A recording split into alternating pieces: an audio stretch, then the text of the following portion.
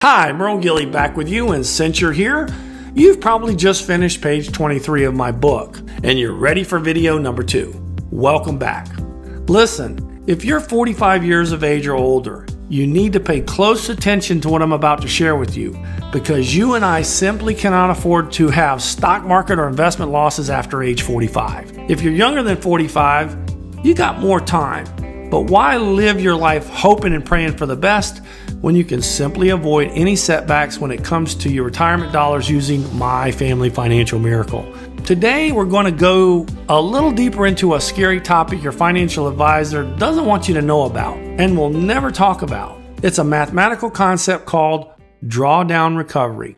During the Great Recession, I heard story after story about hardworking people who once had a decent sum of money dwindle down to pennies in comparison to what they used to have. Some of them couldn't even retire and had to work 5 or 10 years longer than they were planning. Imagine turning 65 in the year 2000 or 2008 and planning to retire only to discover it was going to be impossible and you had to find a job and continue to work for another 10 years. Unfortunately, this isn't the exception, but rather the norm. I know there were thousands upon thousands of folks who were in the same boat. Do you realize that if you lose 20% of your account value, it takes a 25% gain to recover the loss and get back to break-even point? If you lose 30%, it takes 43%. If you lose 40%, it takes 67% to recover.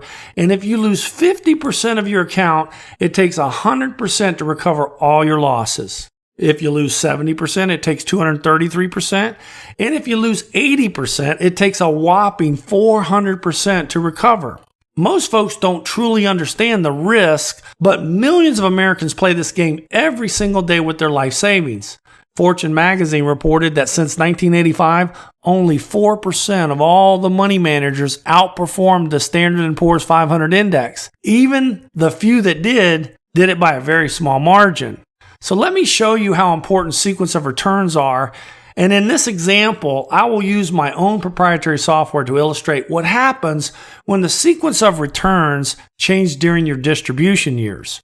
In this first illustration, I'll start off with $1 million. And I will start taking out an annual distribution of $100,000 at age 66. If I use the S&P historical rates of return from 1985 to 2014, I can continue to distribute this amount for 30 years and still have a sizable inheritance for my family. Let's see what happens when I invert the years. Instead of starting with an S&P return from 1985 to 2014, I'm going to flip the historical returns and start with 2014 just by changing the order of these annual returns. Instead of having an income for 30 years with an inheritance left to my family, the account can only sustain itself until age 84 before running completely out of money. Regardless how I arrange the annual returns during this 25 years, the average rate of return will not change. But when you're taking distributions from your savings, the sequence of gains and losses are a critical factor in determining if you will have enough money to live on or not. It's scary, I know. In light of the likelihood that your fund manager probably won't beat the S&P 500 index, let me ask you this question. How many extra years are you willing to work if the market gets clobbered like it did in 2008? I say 0 because I'm the type of person who knows how hard it is to make a dollar and then keep it and have it working for us. I don't have the time or the mental capacity to see my money dwindle right before my eyes.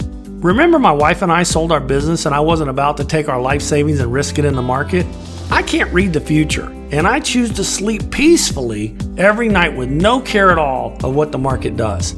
As for retirement plans, well, let's just say my money is safe and will never be subject to the drawdown. I wrote my book and made all these videos so you can have the same peace of mind. Keep reading the book, and I'll talk to you on video number 3 when you get there. I hope you have a great day.